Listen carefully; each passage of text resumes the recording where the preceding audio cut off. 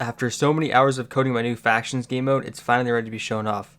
Now I urge you to watch the whole video because I really want your opinion on this fresh new take to factions. Also, my goal is to start beta testing sometime in August, which will be open to anyone inside my Discord, so the link will be down in the description. And if you want to learn more about my non-pay-to-win custom enchant faction server, I'll have a link to the playlist down below. Now before I actually show off everything, I kind of want to talk about why I did what I did, and to do that I kind of need to give you a little bit of a backstory about everything. So in my opinion, factions have definitely been dying, and it's pretty much dead by now. I haven't actually played factions in many years. When I did play, I played on Cosmic, and I was one of the main PvPers in my faction, as well as the base builder and the cannoneer. So I really did a lot of the stuff like that, and I really did enjoy the canning and PvP side of it, as well as the raiding and base designing and stuff like that. But after doing it for many years, it kind of got a little bit old, and just really tedious. And doing all the base work and everything like that, requiring massive alt factions and everything like that, is just, I don't know, it gets kind of boring after a while, and you just kind of want to focus more on the fun aspect. So for that reason, I kind of decided to go a different route with my server. Now the whole custom enchant side of it, I have a whole video about that. I actually have a couple of videos about that. So if you want to learn more about what I decided to do with that, then watch those videos. But I'm just going to focus on the faction side of it for now. Now with the faction side of it, I want to maintain some of the grinding aspect of it a little bit, so it doesn't feel like you get everything for free.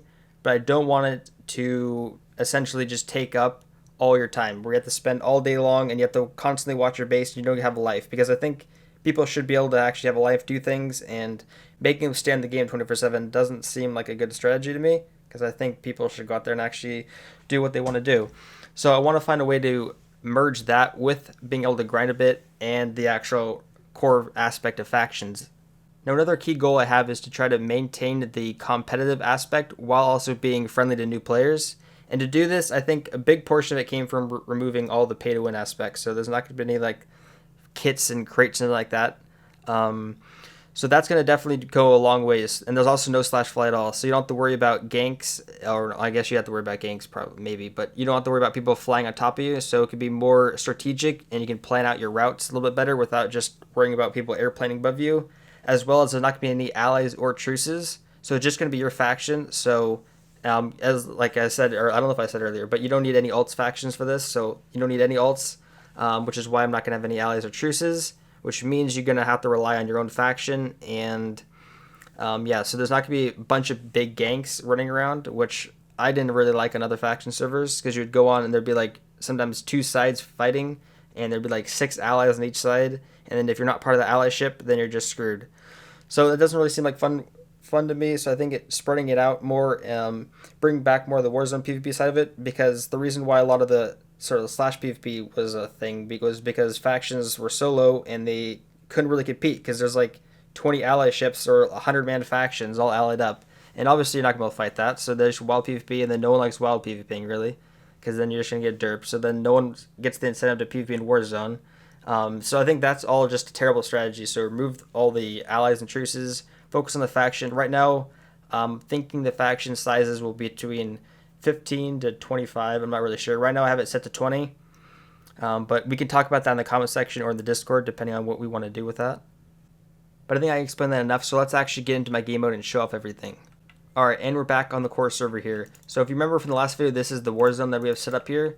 And I kind of want to show you this F map that I made. So if you do -F map, you can see how it's angled like this.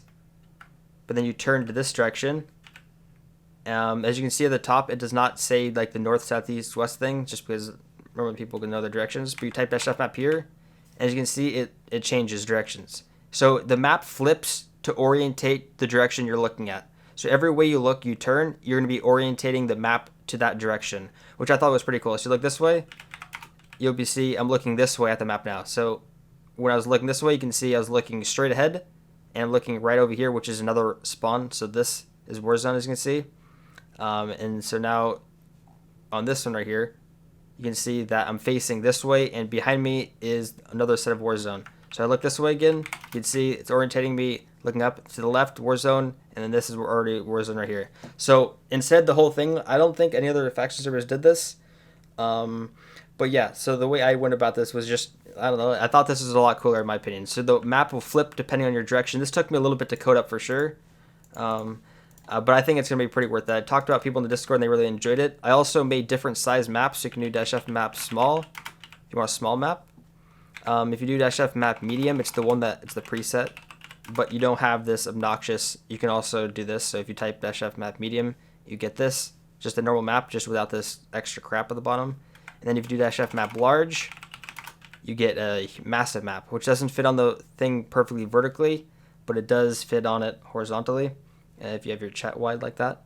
But medium and you just regular map is like this. So this is just your different maps you can do. But now let's get into the actual faction set of it. All right. So let's move my chat down a little bit here. But so the first thing that might be coming to your mind here is HCF, which is close. Essentially my idea is a mixture between regular core factions, HCF, and some sort of upgradable Clash of Clans style. So I want to merge cannoning with more of a PvP style as well with like upgradable sort of style. And yeah, this part you'll see in a little bit. It took me a lot of code. Definitely a lot of thinking went into this. This is it's pretty challenging, but there's nothing else like this as far as I know. So I'll talk more about this a little bit later. Essentially right now there's 4 base levels, which you can see 1, 2, 3, 4. I'll fly over all of them and show you. So these are presets, which some people may not like it, but I probably might make a regular core faction server after this server if people do want to see that too. But so far I think this is gonna be a really fun idea. I will have cannoning, so yeah, don't worry about that. I'll show you that in a second. But first, let's create a faction. We want to create atomic, my faction right here, and then we can do -f who or -f show. Either of them shows the same thing. You can also do -f who, a player's name, and f show a faction, and it will pop up this. So you can see here, this part was pretty cool that I made too. And it also shows the offline players and the stars. So 3 stars is leader, 2 is co-leader, and so on. I think I talked about in the last video. But yeah, you start at faction level 0, your tier 0, and then you get 5 max land. And the way you get more max land is you basically level up your faction. So you get +5 every single faction and every single faction level. And your tier is something else I'll talk about in a bit. And if I can also do -f base here, another GUI system I made, which is pretty cool. So if you look right here, this isn't all set in stone. By that I mean this is definitely subject to change because I will do a lot of balancing with XP as well as the economy just to make sure nothing is broken, because I want to make sure everything's balanced and playable. But this is first, I'm just going to make sure it's working before we balance it. So yeah, I'll show you it all working too, because this is pretty cool. You'll have to see this. I really like it. But essentially, this costs 10,000 right here, as you can see. $10,000 in the cash. And then it also requires 64 logs, 192 stone, and it requires 5 faction members. I'm actually going to nerf that to 1 faction member. This is going to be 5. This is going to be 10. This is going to be 15. So yeah. And then you can see the benefits. Gives you a 16 by 16 internal diameter base. This one, I'm not sure if I'm going to keep with the external cow spawners. I may change it for a different spawner. I'll really have to see. But this one allows internal blaze spawners. Then this allows for external creeper spawners. And then yeah, so on and so on. So as you can see, it goes up there. And the grinding aspect is going to be the log portion and stone portion. So you're going to have to mine some of that out as well as clear out a decent area. So the way I have it is as long as 3/4 of your base above the ground level is air, then you're be good to go. And as long as 3/4 of the blocks below the player is ground and not air, then you're good to go. Just to check to make sure that there's not going to be a sky base people or just basically people trolling like that. Because I'll show you how more of this works in a little bit. But essentially, this is the level 1 base. It's a little bit different than the actual 1 base because this is a little bit smaller. I think it's 1 block smaller than the other thing. And level 2 base, level 3 base, level 4 base. So the way that happens is when you claim this, it basically puts a mass base claim that does not affect your actual land claim. So it gives you a base claim. So right here, it does not affect this, and it's a 9 by 9 chunk base claim, which works pretty decently. And the reason for that is so that people don't grief your claims. So when you get level 1 base, it puts your whole claim down there. I also check the area around it to make sure you're not going to be overclaiming anyone. And if you are, you're going to have to obviously claim somewhere else. So you find somewhere, you flatten the land out, you claim it, then your base will be there. And then you can just pretty much upgrade your base level. And also these things, you can't blow these bases up. So I'll show you how we do the rating stuff a little bit later. But these bases won't be able to be blown up with TNT cannons. And actually, I'll talk about it. Okay, yeah. But yeah, these won't be blown up with TNT cannons, so you don't have to worry about that. I also have lava and cobblestone. No, lava and cobblestone. Lava and water. It does not generate cobblestone. So you're not going to be able to cobble monster these bases. so you don't got to worry about water curtaining and like that. And then yeah, so you have these bases, and then you also have your land, which you can claim to. So this is more for PvP style and things like that. And then another thing I did inside here, as you can see, if I put chunk bars on here, as you can see, it's basically a perfect chunk. Actually, let me go to the, as you can see, I'll do a little easier fly around. I'll go slower and actually show you everything. But let's go to the ones that are actually set up correctly. This is more of what it looks like. As you can see, it's a perfect chunk. So what I did was I added this chunk to a special map, which allows players to break everything within here and below the roof, and they can basically mine anything inside this area and make this whatever they want. So that's how I have this, and then anything out here you can't break, so you can't break this wall or anything else. And that's obviously just to prevent people griefing the base, because I kind of want this base system like this. So yeah, little recap here. You can break anything inside this base. You can't break the wall. You can't break the actual base. And the way you would raid these is like kind of like, I don't know, not really overclaiming, but you just get their power low enough. I don't actually have the power system set up. As you can see here, there's no power system set up. I'm going to work on that. I got to figure out a good solution, or not really a solution. Got to figure out a good idea. So if you have any suggestions for that, let me know. Otherwise, I'll just do like a basic power system where when you die, you just lose some power, and then if you do, people can go in your base, mine all your stuff, and yeah. So out here, you can't break. In there, you can. And then when you level up to level 2 base, you get, obviously it looks a little bit bigger base, and then you get your less entrances, just because you'll see why in a second. But you want less entrances because you don't want as many people entering your base as easily. And another thing in here is pearls are disabled inside this land area, which I'll probably show you too. So you're not going to pearl while you're in this area, and the reason is for the external mob spawners. So you might have been confused about what does it mean by external mob spawners versus non-external mob spawners in here, as you can see. So basically what the external mob spawners means is you'll actually have spawners out here in the area out here in a special room, which will auto spawn. You can upgrade to them, which is the tier level. So you tier up your faction. I haven't actually made that part yet. That's what I'll be working on now. But I got this part done, which is why I wanted to show you this off. But essentially you can tier up your base. And then, so you'll be like, let's say you're on this base. This is level 2, and let's say you get tier 1. You'll be able to have a cow spawner, but I may change it to something cooler than a cow spawner, because cow spawners are kind of lame. And then you'll essentially have spawners out here, which will be in an enclosed room, and they'll basically die off for you. And then you can go out here, and the part of the cool thing out here, you have to go out here, and then you can sell it here, which then puts you in harm's way of the enemies. So I think that's going to be a very cool idea, because then enemies might be camping your base to try to kill you while you take the loot out of the chests. But there you can also have spawners inside your main base too, but normally the best spawners will be on the outside. So for now, since you can only have blazes here, you can't even have creepers in this base, I don't think. Yeah, and then level 3 base you get creepers spawners, which are external. So if you want to get your gunpowder, you have to go out to the external side of things. And then when you get to level 4, then you can have creepers as well, also inside your base. But then your iron golems remain outside. So this may be a little bit annoying, but they're still going to be spawners inside your base as well to AFK, but also spawners on the outside. So if you want to do some different maneuvers to camp people, and because you're not going to be able to open the chests, so you're not going to be able to open their chest and loot their iron or loot any of their stuff. So you have to wait for them to pick it up. And then, so if they are taking loot from their chest, then you can try to jump them and kill them to take their loot, which would be kind of honestly, I think it's a really cool idea, in my opinion. Also, I only plan to have one warp along with the spawn, just so I can sort of consolidate the PvP, and there's not going to be any derp claims, so you don't have to buy any like weird derp claims around the side. And so what I think one of the good strategies that people might do is they might put their home base, if they're a PvP faction, really close to the war zone or spawn.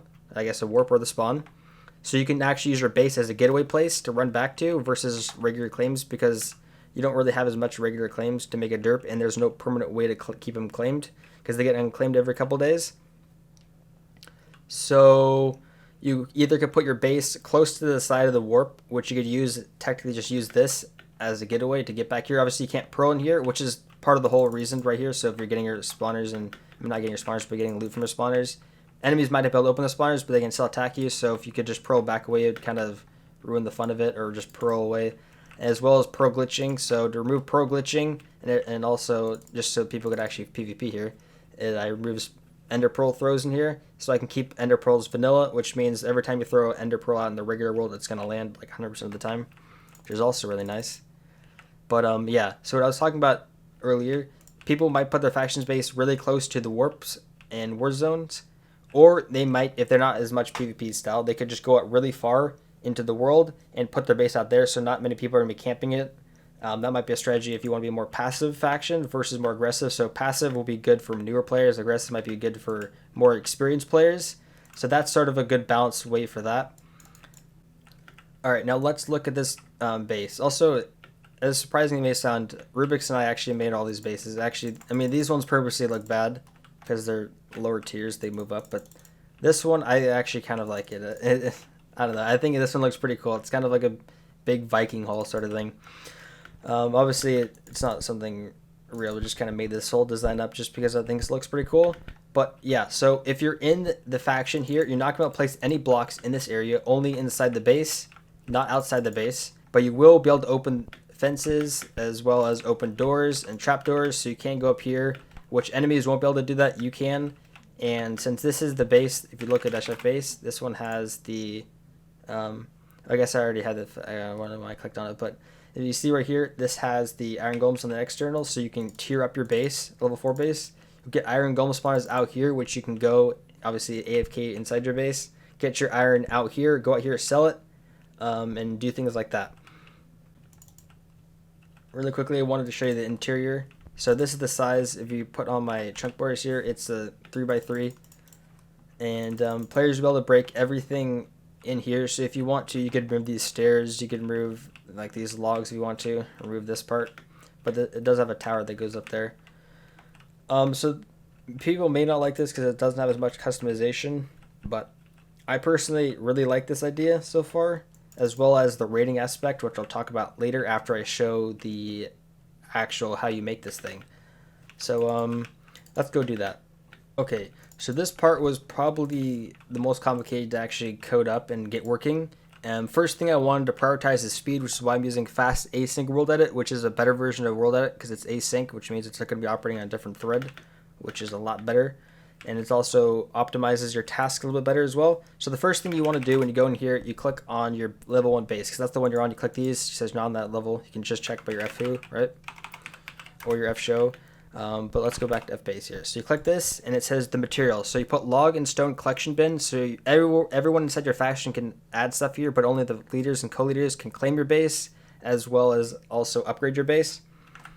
So you have to add the logs and stone, 0 out of 64, 0 out of 192. So it's just going to tell you how much you got to collect, and then you add that. And then after you add that, you can just go and then click it, and you can confirm it. But what I'm going to do is I'm going to edit in, go into the configs real quickly and just edit in everything like that, because I'm not going to sit here and add 15,000 stone and then yeah, so I'll be right back. All right, I'm back. So now, assuming that we have the area cleared out, so this wouldn't work in the actual game mode, in the actual server, because it's not flattened and there's also air below it.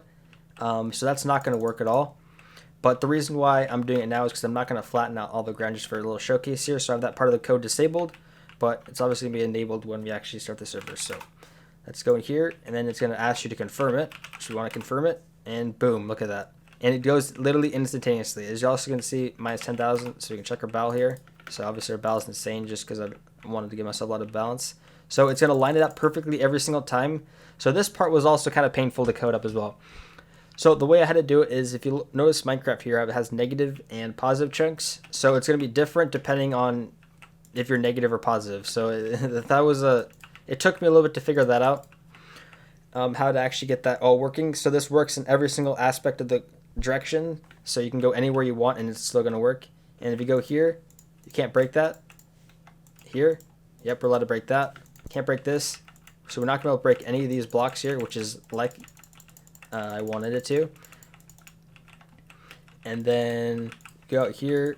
Obviously, you can still open these up. And I also have it so recruits, which are the people with minuses next to their name. Actually, I could just do find my alt, or actually my other account on here.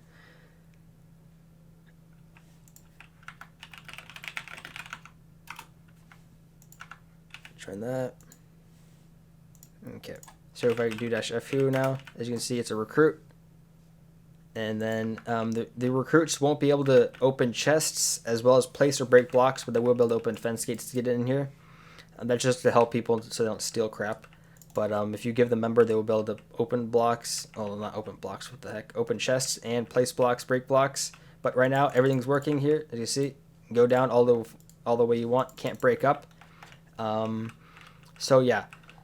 Now I want to show you that everything does work. So to do that, let me just put this structure down here. Because the way I did it was I'm using, pretty much just using async world edit for the editing these bases in. And to do that, I first have to save what's already inside the base. So save everything in here. And then what I'm going to do is I'm going to not copy, but I'll paste the other base, level 2 base, over this at the exact coordinates. Then I'll paste this sort of thing back inside it. So everything here we pasted back inside the chunk. Also, since it's fast async world edit, it does not create any lag spikes at all, which means that massive base will go on it'll paste within a half a second, won't create any lag spikes, and I'm just using my computer right now. While I'm running a recording, I have multiple programming softwares open, as well as 2 Minecrafts open, and yeah, and also everything's running out here and it doesn't create any lag, so definitely when I get hosted, it's not going to have any lag at all, considering it doesn't lag now. So one of the things I also do is I have to center it, which took a little bit, so I had to figure out how to center it perfectly in the chunk. And I also, the way I do it is I also center it, it's probably about right here.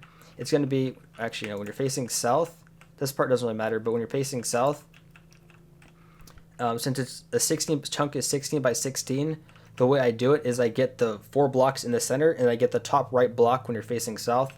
And I save that inside the config, well, not config, but just a file inside my server file for everyone's faction. So I use that block to base everything off of. So I can use that block to orientate the base, orientate everything around that block in all four quadrants of the map. So it sounds complicated, and that's because it kind of is. It took me a little bit to code for sure. So let's go -f. Oh yeah, let's show you -f map. So yeah, f map obviously is working, and you can see it's going to be 9 by 9, and yeah, so that works. So let's go to the next base level 2. Since I already had the materials, we're good to go here. It's going to -60,000. Check our balance. You can look from the last time if you want to double check. But as you can see, perfectly, and you can see it's going to be perfectly 3 blocks lined up from the chunk here. Doesn't matter where you claim your base, it will always center in the center of the chunk, so you never have any issues.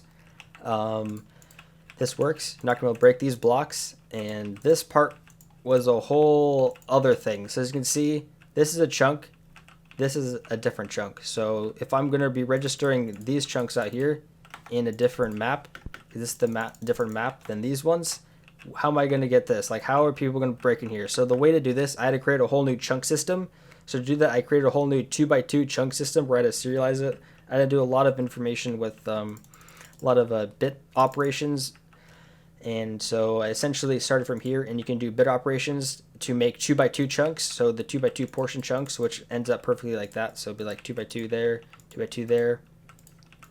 Doesn't really matter, but I can serialize this, and I can create chunk IDs for these and check in here instead of just using the 16 by 16 value, which then allows me to, boom, have a perfect base like this. That is a visual glitch there. Creative mode has some visual glitches just with fast async world edit. But anyways, let me add this real quickly. Okay, so now let's go to the next base upgrade, level 3. Confirm this, and boom. Base. You can also check your TPS here. TPS is running perfectly. So let's check here. Boom. Not going to break blocks here. Like magic. You can go in here, break blocks here. I have to do the same system here. As you can see, it's going to be, it's wider here. So this isn't in the exact chunk either. See, the chunk goes way out here. It starts back here, which means I have to do the whole 2x2 serialization chunk system for this too, which ends up working perfectly after I figure out how to do it at least.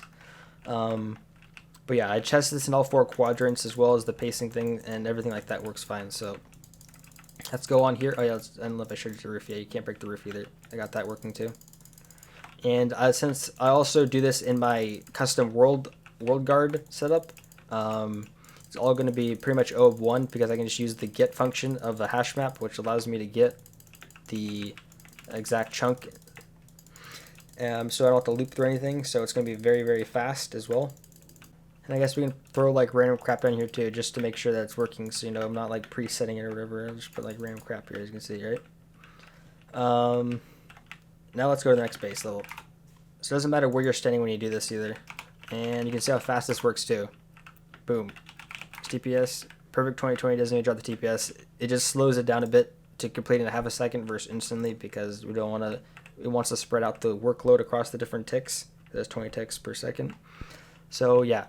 You see, this is perfectly lined up in the center here. Everything's lined up right in the center of the base. The base centers perfectly. This works, so nothing you make inside your base will be deleted. Everything will be saved. Go here, and this is actually easier than the third base and the second base because this is a perfect 3 chunks. So now when I go here, I revert back to the original system, and that's just a visual glitch. I revert back to the original system. And yeah, you can't break like roof blocks, crap like that. So that works. Go out here and remove some of this. Can't break the blocks out here. You can check your SF map. Still looks the same. Should I do pearls? Under pearls, show you the under pearl thing.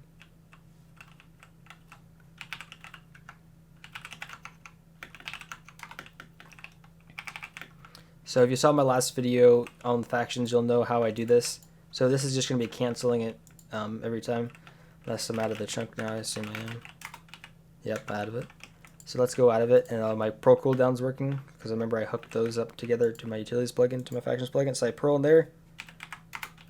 Okay, well I'm still out of that. That's anticlimactic. Oh my. Let's get a big huck right here. And it's not going to land over here. And it's also going to reset your timer. So if you accidentally Pearl in there, you're not going to be on cooldown. You can go like there and then you can still Pearl. So, I mean, it could be a kind of a cool fake idea if you want to do it to try to get away quicker. But either way, it doesn't really matter. Alright, now you might be thinking, oh, this is all cool and all, but how are we going to actually do the rating aspect? Because it doesn't look like rating to me. So I know there's going to be some cannoneers who definitely want rating and some other people who want PvPing. I did run a poll on my YouTube channel, and I saw that 44% of people wanted to do PvP, at least since this video has been recorded. So I will focus more on that than the rating aspect, but I do want a corporate rating because I think that's a big portion of factions. So let me talk about the way I do that. So the way that's going to be done is via outposts. So someone actually recommended this to me in the Discord channel. I think he said that another faction server did something like this, but I'm not really sure what the other server did or what they did it. So I'm just going to explain the way my idea and how I want to do it. So essentially I want to have 3 outposts, and then I think the first 2 outposts aren't going to have any regens, and then the last outpost will have regens. So if you are a cannoneer that likes regens versus not regens, you can go for one of those. So the first person to raid the base gets to control the outpost, and they get all the bonuses from it. And the other people will be able to go and try to raid their base, and those people can go out and defend it too if they want to, and go out to defend it so they can try to keep the upgrades for themselves. And I think maybe every like week or a couple of days, I'll just reset it back to the original base. And then so other people could try again just in case they hold it for way too long. But either way, it's going to be a lot of PvP because I think I'll have a slash fly enabled there for every player. So if you want to slash fly, obviously only slash fly when you're not in combat. So that you can also work on the base too. And then I'll also probably have printer enabled only for the people who are cannoning at that place for the base. So if you're working on a can, you can use your printer. And then it's just going to be a whole lot of PvP there. So probably right here is going to be more PvP aspect, I would say, just for getting your gear together, your grinders. I guess you could technically kill people at the outpost, lower the power enough, go back here, raid them here too, since it's going to be their main source of money. But yeah, there'll still be a lot of raiding at the outposts. Both of them, like I said, the top outpost is going to have regions, the other ones won't. We'll definitely have to do a lot of work on optimization of TNT and cannoning to make sure it works. But I did do a lot of cannoning. I am a cannoneer, so I have some experience there, which is good, versus a guy who has no experience. So I'm definitely probably bring on other people to test cannons as well after we get optimized and stuff like that. But yeah, that's the main idea. Another idea I have for the outpost is that people could maybe want to extend their walls or things like that, then they can. But essentially, I also think that maybe I'll have another upgrade system where people could put sort of faction upgrades into their base. So let's say you raid the outpost, and then you get a better preset base, or just like you get extra walls around the base, and then you can obviously go around there and extend them if you want. So you can go do base work, patch, repair, as well as add more walls. But you probably could get some upgrades where you can get some walls already made, so you don't have to spend as much time working on it. Which might be just a nice little upgrade you want to go for. But other than that, it's going to be essentially just a lot of raiding there, because there'll be 3 main raiding spots that you can hold. You get bonuses. Probably the top one will have the best bonuses, and so on and so on. So definitely, that's why I said it's going to be good for competitive as newbies, because if you're not as good at raiding, you could just, I don't know, if you don't want to really raid, you can do whatever. But if you are really good and you have a good raider as well as good PvPers, then that might be a really good place for you to get more loot and get ahead of other factions. Also, in this main world here, so the overworld here, I guess they're both overworlds, but in this main world, there will be cannons allowed here. So you can use TNT cannons, blow stuff up, raid derps, things like that. So raiding derps is allowed, and you can also creep raid crap and everything like that. But just you can't do anything with TNT or creep rigging inside these actual core bases here unless it goes raidable. If it goes raidable, you can do whatever you want in there. If it's not raidable, you can only blow up stuff outside the claims. So you can, the regular claims, like if I go out here, let me go away from the, I'm already past it. Dash F claim there, you can see it way out here. So these ones, I can put TNT down. So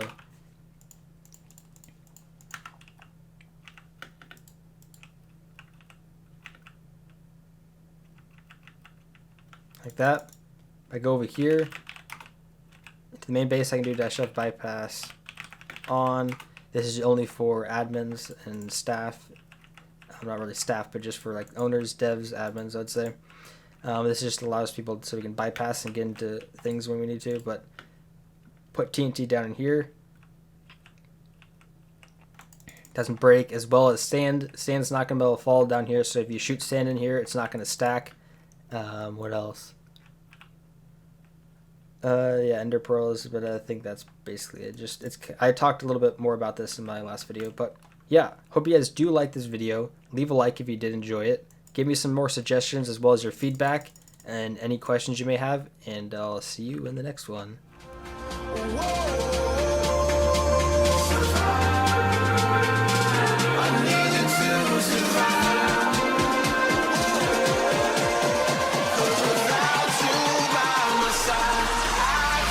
Survive.